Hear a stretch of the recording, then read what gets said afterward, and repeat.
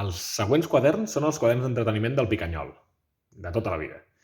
N'hi ha un per cada curs de primària, de primer a sisè. I què són aquests quaderns?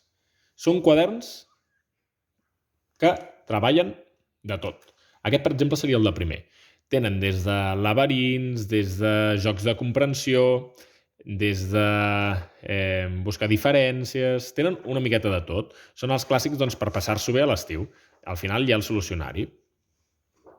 Estan pensats, sobretot, com a forma de passar-s'ho bé i, això sí, de treballar tant la comprensió lectora com la capacitat de concentració dels infants.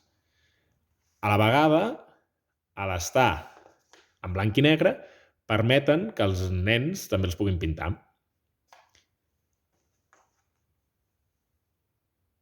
Aquest seria el de sisè de primària perquè veieu l'increment de nivell respecte al de primer que us havia ensenyat abans.